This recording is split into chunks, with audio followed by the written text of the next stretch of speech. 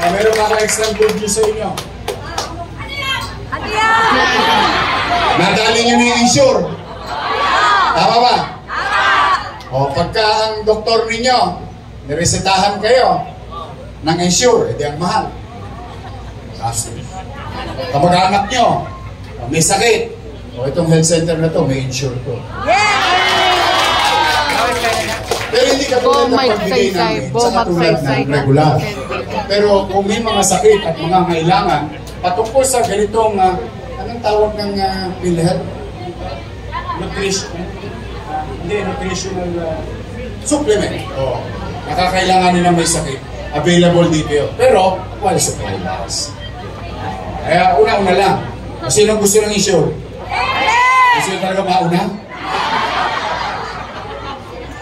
I love you.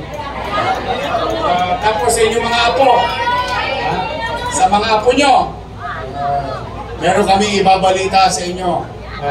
Humingi lang kami ng clearance para sa mga 3 years old, 4 years old. Pero nandiyan na yung pera. Nakatabi na. Nakasubi na. Pag nabigyan kami ng clearance ng DOH, sasaya ang mga 3, 4 years old din yung mga apo. Partida yan, ha? Wala pa tayong pera yan. Magsisilop ako. But again, yung ating mga I love you! Sa ating naman, mga medical frontliners, sumaya ba kayo ng nakaraan? Yung medical and non-medical, sumaya ba kayo? Gusto nyo sumaya ba kayo? Sa akin yung mga we're gonna give what is due to them. Not a single cent will be diverted somewhere else. What is due to them will be given to them. They deserve it. Matagal na napagkakait sa kanila. Pero hindi. In fact, kunwari wala sila rito, lalaki pa yung makukuha nila sa December. Hindi pala kayo.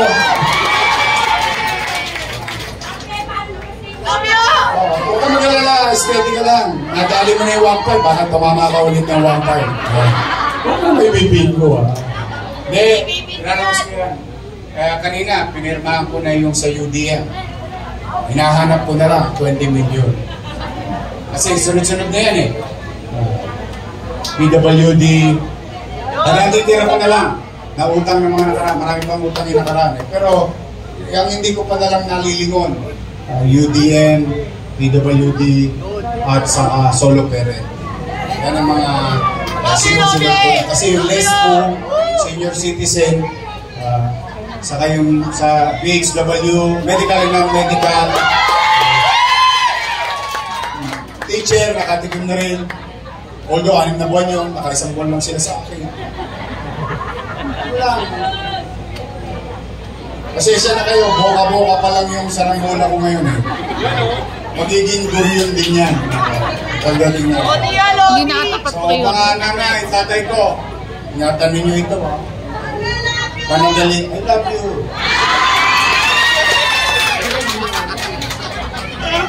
Ingatan nyo sa inyo ito. Pag malasakitan ninyo, panatiliin yung malinis. Huwag niyong hayaan.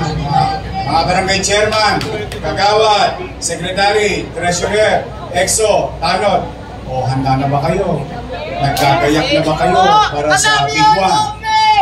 Mga SK, Nay, Tay, patulungan niyo akong magdasal, ha? Sana huwag mangyari yung inaasahan natin. Pero, kung manatag kayo, let me take this last na. I think this is an opportunity for you to know. Malaan nyo yung tagad. Handa po tayo. Nakagayak na po tayo bilang pamahalang lungsod ng Maynila.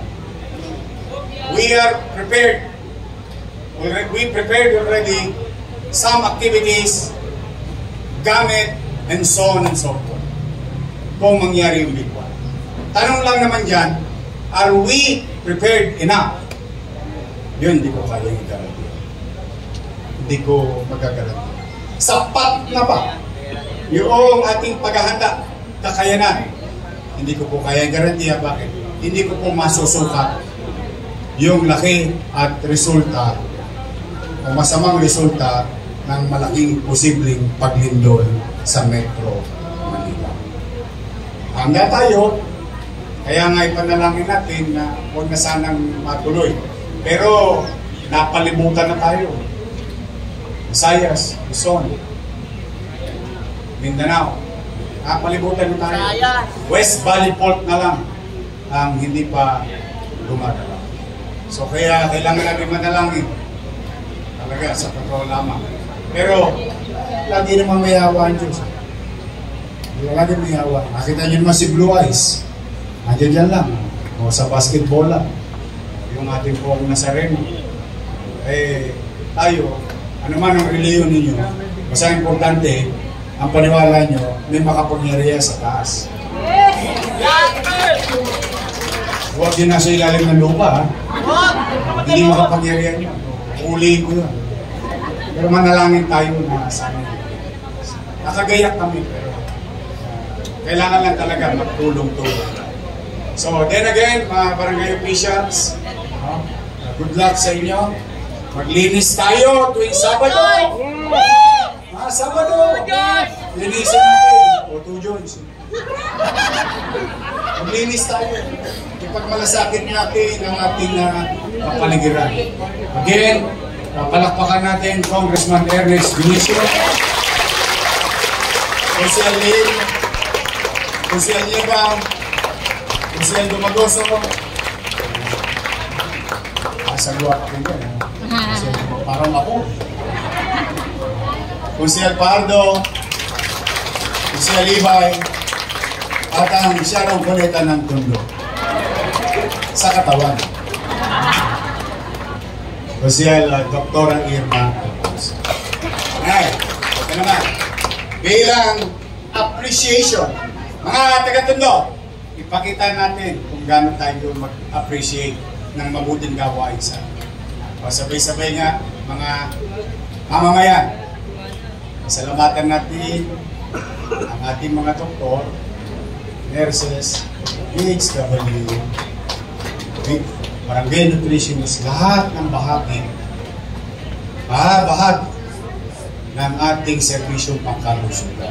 Na narito sa ating harapan, pwede ba natin sabi-sabihin? Ma'am! Sa letra ng B! Ayun, malakas. Ma'am! Sir! Thank you. I love you. Isa kasi, nakakaligtaan natin, dala ng nakasanayan na natin, nakukuha natin ng libre, nawawala na yung pagbibigay natin ng pagpapahalaga. Wala namang masama dahil yun ang obligasyon namin bilang lingkod bayan. Pero a simple thank you will put a smile in our nurses and doctors and other medical practitioners in our medical facility. Tama ba? Tama! I love you. I love you! Ano yun? Huwag may nawala pa sa atin. Wala! Pero napangiti tayo. Yes! Kaya naman, pakiusap ko lagi sa ating mga naglilingkod sa pagkalusugan, always put a smile in your face. Alam mo, kahit yung may sakit, pag nakita yung doktor gwapo, plus ngumingiti-ngiti pa, gumagaling na kagad yung nanay ko, kinikilig na yun. Mabait pala yung doktor dun sa magsaysay. And people will talk and people will appreciate. So muli sa inyo lahat, mga batang Tondo, ayawan nyo. Kung manatag kayo, hindi perpekto ang inyong gobyerno ng lungsod ng Maynila. Pero, I guarantee you, pipilitin kong magbuti at maging efficient. Iraraos ko kayo kahit nahirap tayo. Makakatawid tayo. Kayawan Diyos. Ha? Muli, congratulations. Masaya ako para sa inyo, mga taga-baryo. Magandang araw. Palain nawa kayo ng buong magkapal. Sabay-sabay. Manila!